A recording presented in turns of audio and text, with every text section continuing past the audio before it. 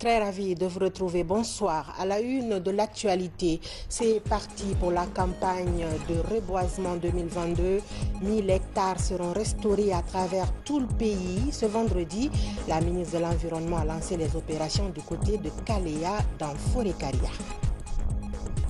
Également dans ce journal, des subventions octroyées à 300 groupements féminins de la Guinée. À Cancan, 1,6 milliard de francs guinéens sont prévus pour 32 groupements avec une clé de répartition bien précise. Enfin, le Sosobala a un nouveau gardien moral. Son nom, Siriman Kouyaté, la famille Dokala. C'est lui qui est désormais chargé de ce balafon sacré dont l'histoire remonte à très longtemps. Les échos, c'est dans ce journal. Voilà pour les titres, mesdames et messieurs, bonsoir. Fin cet après-midi du Forum national interreligieux au Palais du Peuple. Les chefs et leaders religieux du pays ont été invités à cerner la problématique liée à la cohésion sociale et à la réconciliation nationale. Plus de 200 religieux guinéens et étrangers sont mobilisés pour la circonstance. La cérémonie de clôture a réuni le cabinet du président de la transition, le gouvernement et les conseillers nationaux. Abdoulaye Ningilande Diallo.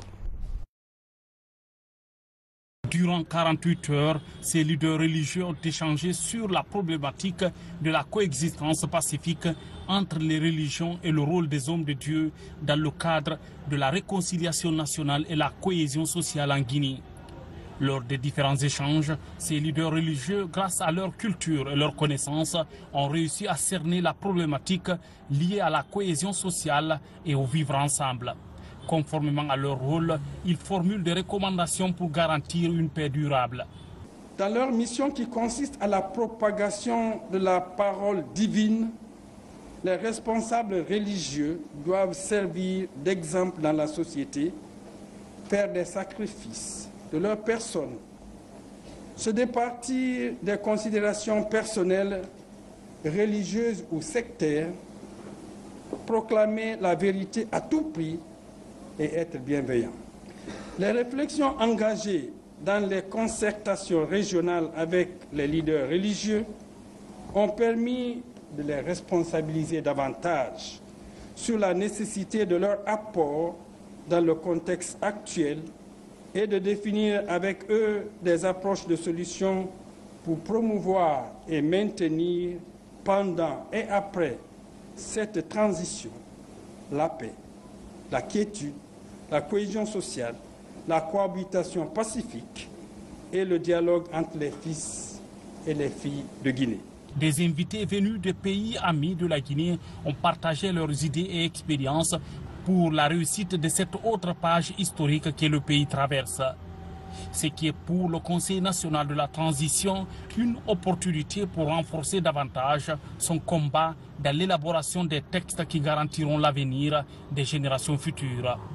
Procédant au développement des thèmes de paix et de cohésion nationale, les excellentes interventions avant l'ouverture du forum et les débats animés par des brillants panélistes ont souligné à grands traits que les leaders religieux constituent un maillon essentiel pour faire prendre conscience des dangers résultant des dérives et manœuvres politiciennes, facteurs et catalyseurs de la délinquance, de l'injustice, des inégalités, des restrictions ou privations illégales des libertés, de la malgouvernance, de la corruption dans les mœurs et dans la gestion des affaires, mais aussi de l'enrichissement illicite criard. Permettez que je sollicite respectueusement des deux religions de désigner chacune un leader pour officier des implorations et des bénédictions afin que la transition que nous traversons actuellement soit la dernière de notre histoire. Qu'elle se déroule dans les délais du chronogramme et que dans la réalisation des activités qui y sont inscrites, soit au rendez-vous du succès de l'ensemble des acteurs et pour le vaste bonheur du peuple de Guinée. Le gouvernement guinéen ne s'est pas fait compter cet événement historique. Une occasion saisie par le ministre délégué à la Défense nationale pour saluer l'engagement de ses chefs religieux à accompagner les autorités de la transition. Aujourd'hui, c'est ce manque d'éducation qui fait qu'il y a des problèmes. Rappelez-vous quand l'imam, quand le calife Oumar a été désigné, il a refusé parce qu'il a peur. Aujourd'hui, on n'a pas peur de la responsabilité parce qu'on ne craint pas Dieu. Aidez-nous à craindre Dieu. Lorsque le peuple sera sauvé, lorsque vous et nous allons prendre un chemin droit. Quand les dirigeants et les religieux seront droits, le peuple sera droit. Il n'y a pas d'équivoque là-dessus. Vous n'avez pas de parti pris. Soyez juste. Dites-nous, répétez-nous. Imamine, Mominine et quoi? Nous sommes des frères. On n'a pas de communauté. Il n'y a que la communauté religieuse. Chrétienne ou musulmane, nous sommes tous pour le même Dieu. Rappelez-nous. Les gens qui disent, moi je suis de telle communauté. Je dis, soit tu es de cette communauté ou tu es de la communauté religieuse. Tu fais un choix. Sachez que vous et nous serons interrogés demain. Ce forum interreligieux pour le renforcement de la paix et la cohésion sociale a permis aux participants de mieux cerner les solutions nécessaires pour garantir la quiétude sociale en Guinée. Il s'engage également à vulgariser les enseignements tirés de ce forum interreligieux. Je vous le disais dans les titres, la campagne de reboisement 2022 est lancée. Un Guinéen, un arbre planté et protégé est le slogan de cette année. Il est prévu la restauration de 1000 hectares à travers tout le pays. C'est la ministre de l'Environnement et du Développement durable qui a lancé les opérations du côté de Kaléa dans Forêt-Karia. Mamadou Alpha Baldé. C'est une mobilisation qui témoigne de l'engagement des populations en faveur de la restauration du couvert végétal. Pour le lancement de la campagne de reboisement, Forêt-Karia vibre au rythme des sonorités écologiques. Cette cérémonie marque le lancement de la campagne de reboisement 2022. Cette année, 1000 hectares seront restaurés par le gouvernement à travers le département en charge des forêts. D'une importance capitale de procéder à la réparation des dommages causés à la nature afin de protéger notre cycle de vie équilibré. Autant dire qu'il est indispensable de comprendre l'importance du reboisement. Le monde dans lequel nous vivons ne serait pas le même sans les forêts, qui sont repartis sur les différents continents. Nous devons donc savoir qu'elles jouent un rôle vital dans notre survie sur cette planète. Je voudrais rappeler que l'environnement en général et le couvert végétal en particulier sont en dégradation. Avec l'accompagnement des services techniques du ministère, environ 196 ONG sont recrutées à l'échelle nationale pour conduire l'opération sous le signe « Un Guinéen, un arbre planté et protégé ». 225 sites dégradés ont été ciblés sur lesquels 1000 hectares seront reboisés. Pour la première fois en Guinée, la campagne de reboisement va intégrer un projet de séquestration du carbone et la certification des crédits carbone sur plantation de bambou chinois. Les capacités opérationnelles de tous les acteurs seront renforcées par le suivi, l'entretien et la protection des sites réhabilités. En plus de cela, plusieurs autres opérations de restauration pour une superficie totale de 2790 hectares sont en cours avec le projet de gestion intégrée des ressources naturelles du paysage Bafi-Falémé.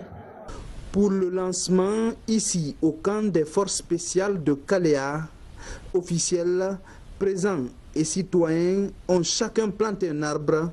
L'opération se poursuivra dans toutes les préfectures du pays.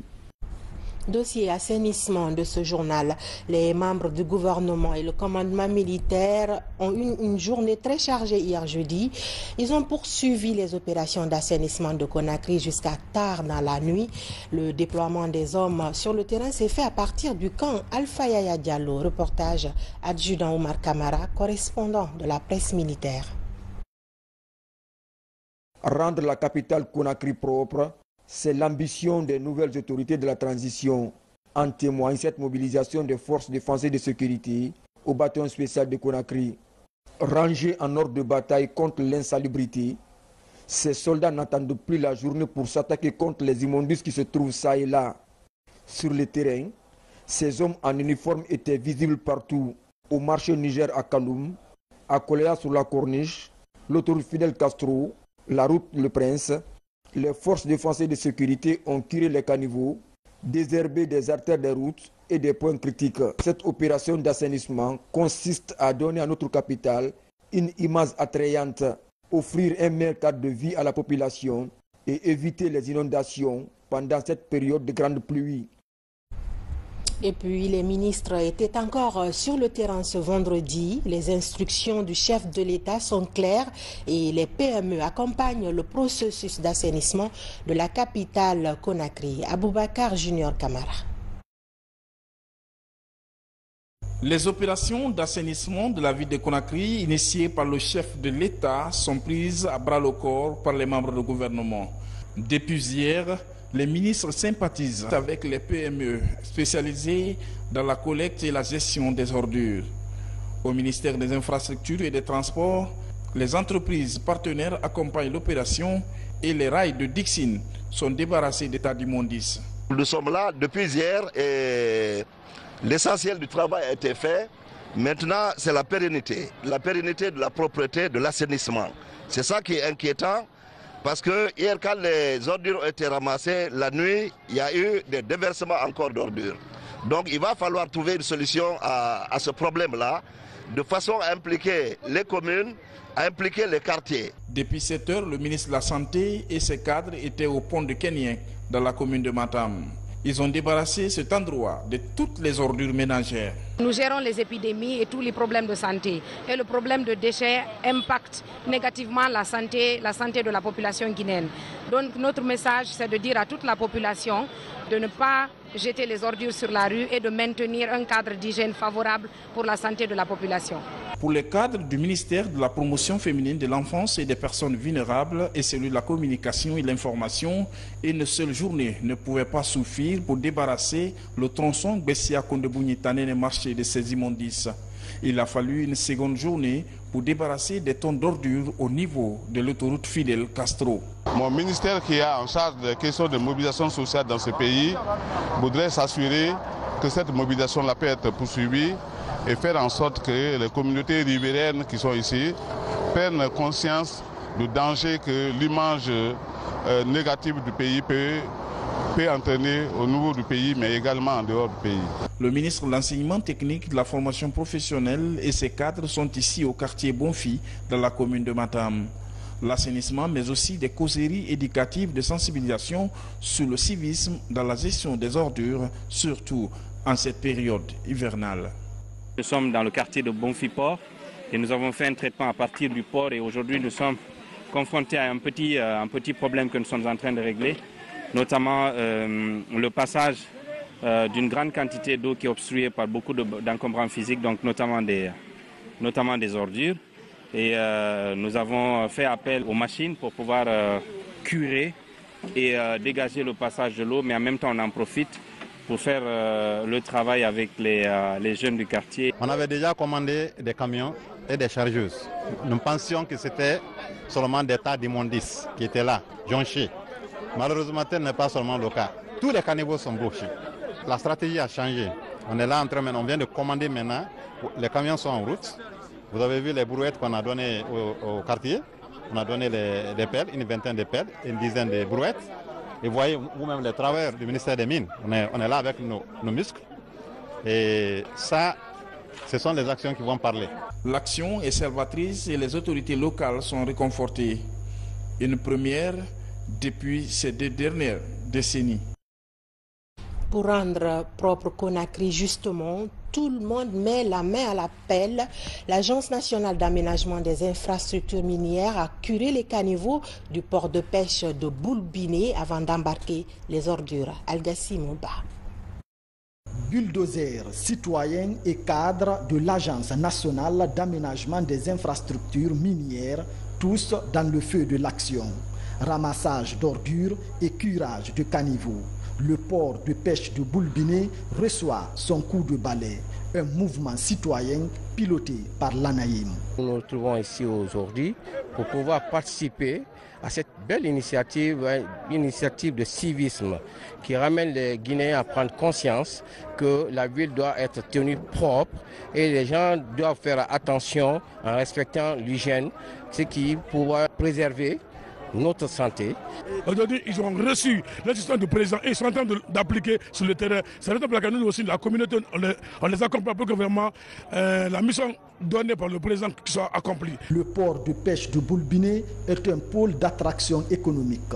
Ici, ils sont nombreux, ces citoyens qui viennent chercher leur quotidien, d'où la nécessité d'assainir les lieux. Ce que la société a fait pour nous est un acte salutaire, car ici à Boulbiné, nous cohabitons avec les ordures. Ce mouvement citoyen est une manière d'accompagner le chef de l'État dans son ambition de rendre la ville de Conakry propre. Pour pérenniser cette action citoyenne, l'Agence nationale d'aménagement des infrastructures minières offre du matériel d'assainissement aux responsables du port de pêche de Boulbiné. Et puis, 4 ministres du gouvernement rencontrent les élus locaux et administrateurs des marchés de la commune de Ratoma. Il est question de comprendre les problèmes auxquels ces responsables sont confrontés dans la gestion des ordures ménagères. Algassimouba. Après l'étape du nettoyage et du curage des caniveaux, les membres du gouvernement rencontrent les élus locaux responsables des marchés de la commune de Ratoma sur le bien fondé de l'assainissement. Tour à tour, chacun des 4 ministres a appelé les populations de cette localité au civisme dans la gestion des ordures ménagères. Des citoyens jusqu'aux sociétés qui transfèrent, chacun a une responsabilité. Ils ont voulu faire le diagnostic pour savoir à quel niveau la chaîne a été rompue.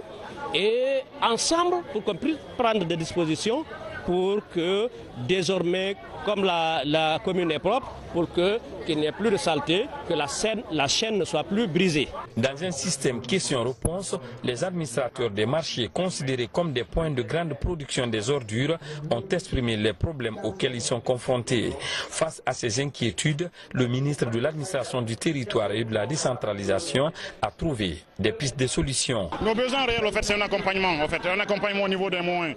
Les moyens logistiques, moyens financiers.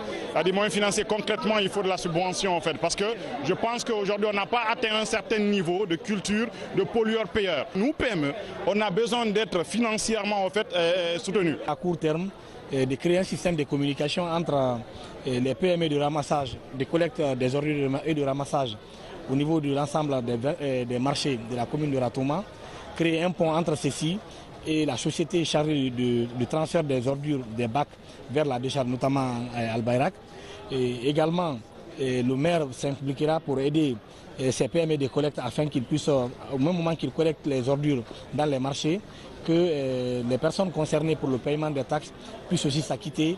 La rencontre a abouti à l'idée de création d'une commission devant répertorier les différents problèmes spécifiques à chaque localité au sein d'un document qui sera remonté au département de tutelle. Sur un tout autre plan, audience au ministère des Affaires étrangères, de la coopération internationale et des Guinéens de l'étranger, le nouveau représentant de la FAO présente sa lettre d'accréditation auprès du gouvernement guinéen au ministre Maurice Sanda Kouyaté. Un moment d'échange également autour des projets en Guinée. Makemedonzo Mangamori Kamara. Le nouveau représentant de la FAO, l'Organisation des Nations Unies pour l'alimentation et l'agriculture, est reçu par le ministre des Affaires étrangères, de la coopération internationale, de l'intégration africaine et des Guinéens de l'étranger. Au menu de la rencontre, une prise de contact entre les deux hommes.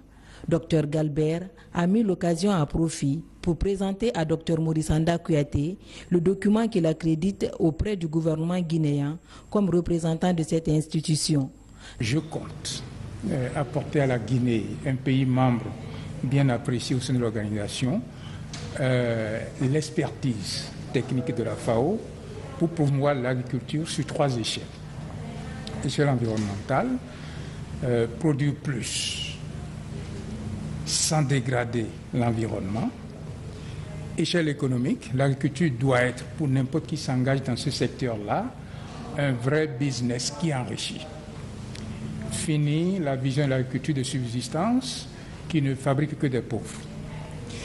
Et la troisième chose, qui est la troisième échelle à laquelle tient la FAO, c'est l'échelle sociale. Une agriculture qui est un grand business, mais qui donc crée de l'emploi. Cette rencontre a été une occasion pour le chef de la diplomatie guinéenne de rassurer le représentant de la FAO de la volonté de la Guinée d'une collaboration sincère dans le cadre de la mise en œuvre d'un partenariat gagnant-gagnant. Tout le monde taxe la Guinée de scandale géologique, mais nous sommes d'abord un scandale agricole, parce que dans les 4 régions naturelles de la Guinée, tout pousse. Donc c'est d'abord l'agriculture, et puis en bas, il y a les mines. Donc la priorité de notre gouvernement, la priorité du chef de l'État, c'est d'abord l'agriculture. Donc il vient à un moment important.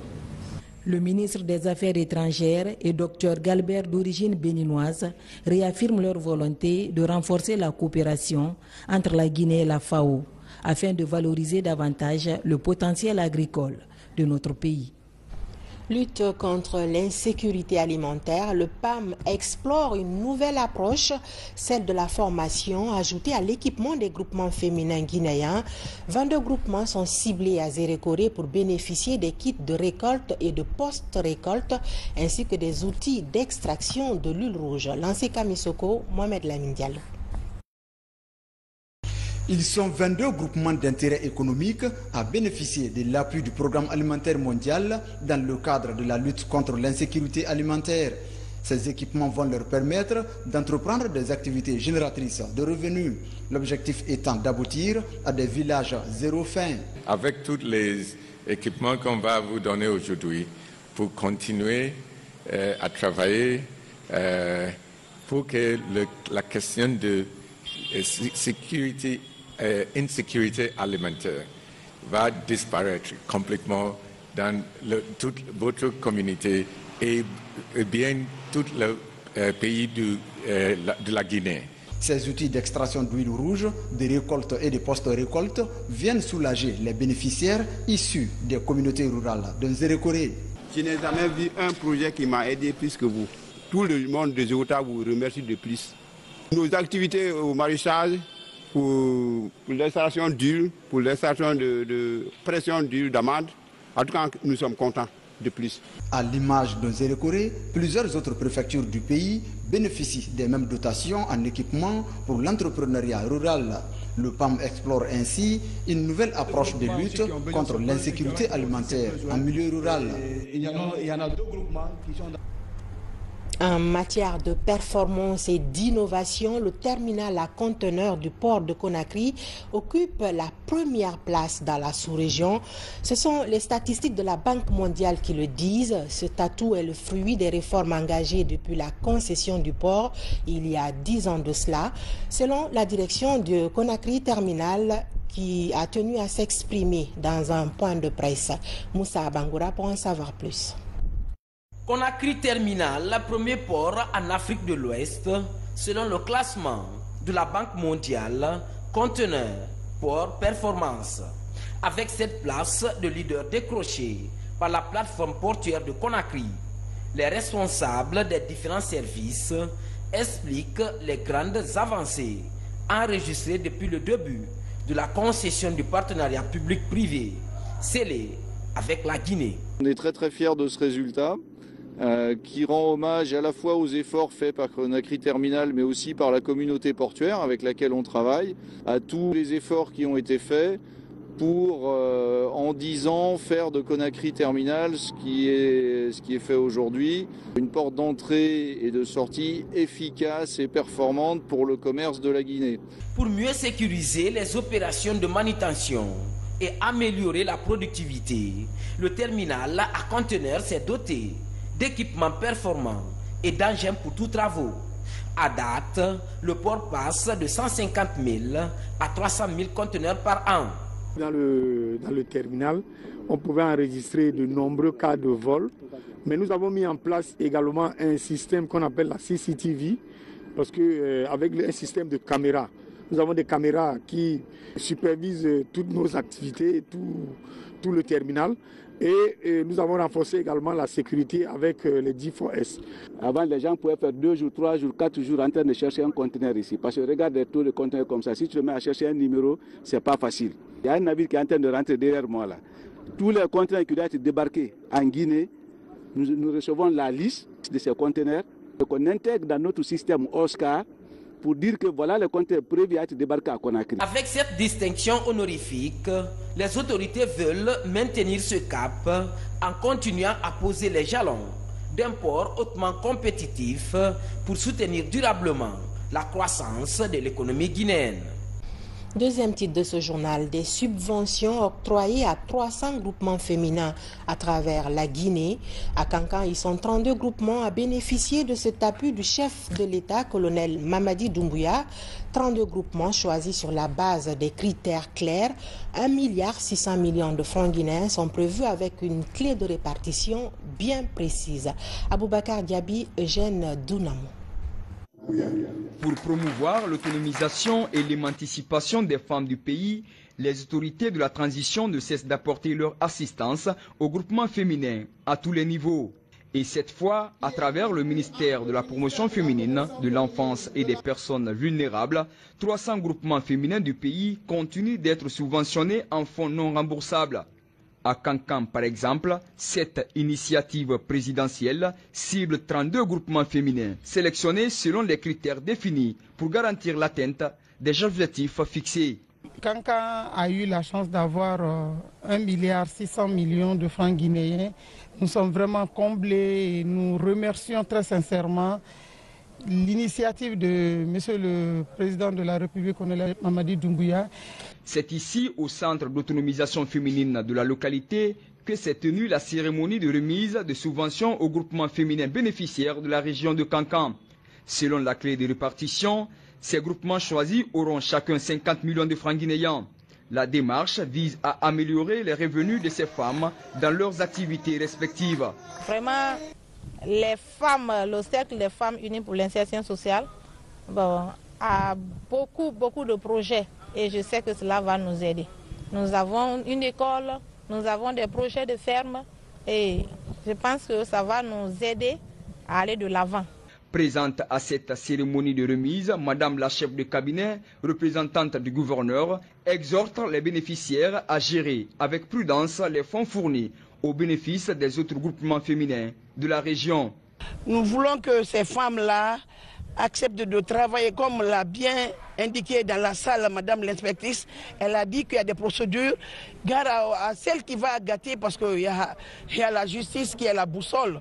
Pour rappel, c'est lors de la célébration de la Journée internationale des droits de la femme, le 8 mars, que le chef de l'État, colonel Mamadi Doumbouya, a promis d'octroyer des fonds non remboursables à 300 groupements féminins du pays. Un mot de justice dans ce journal. Le parquet de la CRIEF était ce vendredi face aux médias du pays. Cette communication du procureur et ses substituts visait à expliquer l'évolution des différentes procédures qui ont conduit à des détentions et à des émissions de mandats d'arrêt. La volonté à mener à bien ces procédures a été exprimée. Tiana Yonosaba. La Cour des infractions économiques et financières. Le parquet spécial a fait la situation des procédures en instruction et autres pendantes devant la juridiction. Le parquet spécial que nous sommes reprochons à Ibrahima Kassori Fofana des détournements de plusieurs milliards de nos francs et plusieurs millions de monnaies en devises, notamment la somme de 46 293 655 $ dans le cadre de l'appui de la Mamri à l'ANIES par rapport à la procédure d'urgence pour supporter l'épidémie Covid. Il y a également dans la gestion de la primature la somme de 81 234 422 021 francs guinéens qui ont été sortis des caisses de l'État, entièrement décaissés sur ordonnance de Ibrahima Kassory parce qu'il en était l'ordonnateur. Et à date, nous n'avons aucune justification de l'utilisation de ce montant par rapport à sa gestion au niveau de la primature. La communication a touché toutes les procédures. Le procureur et ses substituts ont expliqué au cas par cas les dossiers de détournement et de corruption. Et le procureur spécial répond à la question concernant Erguiné. À date, 2 convocations qui ont été adressées à M. Selou Dalein Diallo. La première convocation lui a été adressée. Il y a eu une incompréhension par rapport à la signification de cette convocation. La dernière convocation qui a été émise, elle a été émise le 1er juillet et qui a suivi la même voie comme la loi l'indique. Émise le 1er juillet pour que Selou Dalein se présente devant la chambre de l'instruction le 15 juillet. Donc aujourd'hui, cette convocation a été signifiée également, comme pour les autres cas, au président du conseil de quartier. Nous attendons la suite. Pour Mamadou Silla, également concerné dans la même affaire, la convocation a été transmise par voie d'huissier. Il doit comparaître devant la chambre de l'instruction le 20 juillet. Pour Cheikh Amadou Kamara, la première convocation qui a été émise et qui n'est pas partie a connu quelques petites erreurs au niveau de l'identité de l'intéressé. C'est ce qui est en train d'être corrigé pour que la convocation puisse être acheminée dans des conditions légales. Donc, nous restons accrochés à la chambre de l'instruction qui est actuellement maître de la procédure concernant l'affaire Erguiné. Le parquet spécial près la CRIEF évoque l'affaire de vente illicite de médicaments et ceux contrefaits. Sur ce dossier, c'est parti pour l'ouverture prochaine des audiences. Cette affaire concerne plusieurs importateurs de produits pharmaceutiques illégaux en Guinée. À l'heure où je vous parle, il y a 18 personnes qui ont été entendues au niveau de la gendarmerie, la direction centrale des investigations judiciaires, la gendarmerie nationale, entendues sur procès verbal et déférées à notre parquet. Et 240 conteneurs contenant des produits pharmaceutiques ont été saisis, des conteneurs de 40 pieds. Et donc ces 18 personnes déférées devant notre parquet ont été entendues et le dossier orienté en citation directe va connaître sa première audience le 18 juillet. Depuis la mise en place de la CRIEF, plus de 60 affaires sont arrivées. Lors de cette conférence, le cas des ministres et hauts cadres en détention ou sous contrôle judiciaire est détaillé, alors que Lousseni Nabé, ancien patron de la Banque centrale, doit justifier la disparition présumée de plus de 3 tonnes d'or. S'agissant de Abouakar Marissa Kamara, l'ex-directeur des impôts, lui doit s'expliquer sur l'obtention présumée de son patrimoine immobilier de Tourmelin à Fria. Dans l'actualité également, le Fonds de développement social et de l'indigence signe un partenariat avec les centres hospitaliers et pharmacies. La prise en charge socio-sanitaire des personnes à faible revenu est le principal objectif visé. Alpha Isiagaba. L'accès aux soins de santé reste un défi pour les personnes à faible revenu. Pour faciliter la prise en charge sanitaire des indigents, les autorités de la transition à travers le Fonds de développement social et de l'indigence signent un partenariat avec les structures sanitaires du pays. Un accord qui devrait améliorer les conditions de vie des indigents. Je trouve qu'il y a une catégorie de Guinéens qui ont aussi droit à être soignés, à être pris en charge, malgré qu'ils n'ont aucun moyen. Et je trouve qu'avec l'existence aujourd'hui du Fonds de développement social et de l'indigence, qui représente le service humanitaire de l'État guinéen, et nous avons pensé à des mécanismes simples. Et c'était donc la signature du protocole que vous avez vu aujourd'hui, avec les structures sanitaires, avec les CMC et les pharmacies. Et cela viendra donc alléger et accompagner les indigents, les pauvres et ceux-là qui vivent dans l'extrême pauvreté. Mais il est à rappeler également que le Fonds de développement social de l'indigence ne peut prendre en charge que des Guinéens qui vivent dans la précarité. Le Fonds de développement social et de l'indigence, dans sa mission humanitaire, veut ainsi soutenir les efforts du gouvernement dans son ambition d'assurer une meilleure prise en charge des malades dans les centres hospitaliers du pays. Voilà comment ça va se passer. D'abord, avant que l'on sache qu'un malade est éligible, nous amenons tout de suite un assistant social, aller dresser un procès verbal pour écouter le malade ou ses parents. Un procès verbal est établi et adressé au niveau du Fonds de développement social et de l'indigence. Aussitôt, s'il est éligible, la direction générale prendra action et un titre de prise en charge est établi et signé.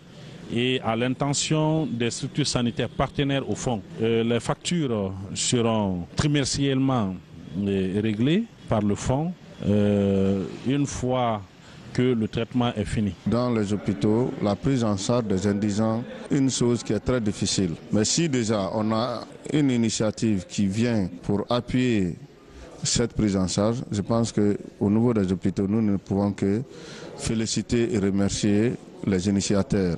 Ce partenariat scellé entre le Fonds de développement social et de l'indigence et les hôpitaux, cliniques et autres structures sanitaires du pays est une initiative présidentielle. Elle s'inscrit dans le cadre de l'amélioration de la prise en charge des malades indigents dans les centres hospitaliers du pays. Je vous le disais dans les titres, Siriman Kouyaté est désormais le gardien moral du mythique Soso-Bala, le balafon sacré dont l'histoire se confond avec celle de l'Empire du Mandé. Ce fils de la famille d'Okala a été intronisé hier à Niagasola en présence du ministre de la Culture et de son homologue de l'Agriculture, avec une participation remarquée de nombreuses délégations de paroliers venus de la sous-région. Abdelkarim Kamara. C'est une veillée d'armes avant l'intronisation du nouveau gardien du Soso-Bala à Niagasola. Des filles et femmes sont triées sur le volet pour exhiber le lendemain la danse du balafon, l'une de ses valeurs guerrières.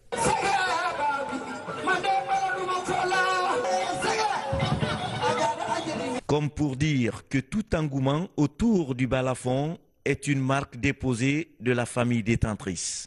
Pour l'occasion, les émissaires des pays comme le Burkina, la Côte d'Ivoire ou le Mali sont venus raconter avec fierté le même balafon. C'est d'ailleurs au Mali où se trouve la tombe de son premier détenteur. Bien avant aujourd'hui, le Mali et puis la Guinée, c'était le Mandé. Balafa Seke Kouyaté, il a son tombeau au Mali, précisément à Kinyeroba, les 6 villages de Dokala. Je peux dire qu'il y a un seul village en Guinée ici, qui s'appelle Niagasola. Sinon, le reste se trouve au Mali. Ils sont nombreux, les groupes folkloriques venus de différents horizons pour exprimer leur satisfaction par ce qui les lie à ce trophée de guerre. Après ces témoignages, le gardien désigné fait son apparition dans tous ses attributs, suivi du balafon. L'émotion est palpable sur plus d'un visage. Ainsi, le transfert du pouvoir est fait par la famille Keïta, fondatrice de Niagasola. Je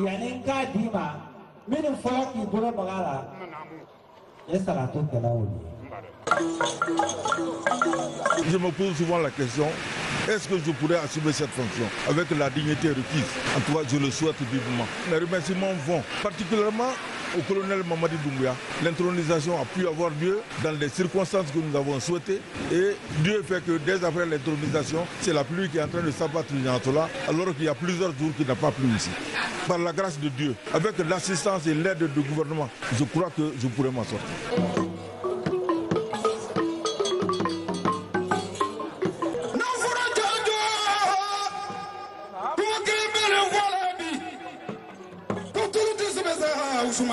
Au cours de la cérémonie, le détenteur consacré du jour reçoit les allégeances de tous les paroliers intronisateurs. Même la descendance de Soumaoro Kanté ne s'est pas fait compter l'événement. Soso-Bala a été officiellement donné à la famille Kouyaté. Mais le lien avec Soumaoro Kanté est indéfectible. Le balafon véhicule ses valeurs. C'est un facteur d'unité entre les familles, d'unité entre les pays. On ne peut pas parler de Soso-Bala sans parler de Soumaoro.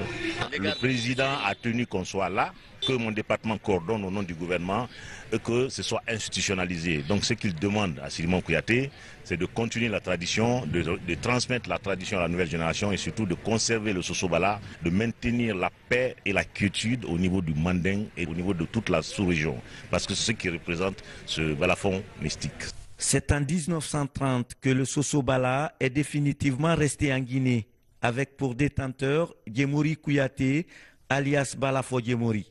Ce dernier est le papa de Siriman Kouyaté, qui devient ce 14 juillet 2022 le 27e gardien de l'histoire du vieux balafon, qui a 817 ans d'existence. Et puis ce communiqué du ministère des Infrastructures et des Transports. Le ministère des Infrastructures et des Transports compatit à la souffrance des usagers de la route passant par le carrefour de Kagbele à cause des travaux de construction de l'échangeur et présente ses excuses pour les désagréments causés. Compte tenu du niveau actuel de l'avancement des travaux de construction de cet échangeur, le département est heureux d'annoncer aux utilisateurs de véhicules légers l'ouverture de la circulation au droit du carrefour pour toutes les directions, à savoir sens Conakry-Koya et Koya-Conakry, sens Conakry-Dubreka et Dubreka-Conakry, sens Dubreka-Koya et Koya-Dubreka. Par contre, pour la fluidité du trafic, les gros porteurs sont interdits de passer par le carrefour et continueront à emprunter les déviations créées à cet effet. Signé Yayaso, ministre des Infrastructures et des Transports. En plus bref et en image, la 25e Coupe d'Afrique des Nations masculines de handball se poursuit au Caire, en Égypte. Le Sili Handball a perdu ce vendredi 24-28 contre le Maroc au compte des quarts de finale. L'équipe guinéenne va affronter demain samedi 16 juillet l'Angola qui a été battu par le Cap-Vert sur le score de 23-24. Ce match pour la 5e place, s'il est remporté par le Sili, est synonyme d'une qualification à la Coupe du Monde de handball prévue du 11 au 29 janvier 2023 en Pologne et en Suède. Bonne chance au Sili de Guinée. Voilà, c'est tout pour ce journal. Merci de l'avoir suivi. Je vous souhaite du plaisir en compagnie de nos programmes. Bonsoir et à demain.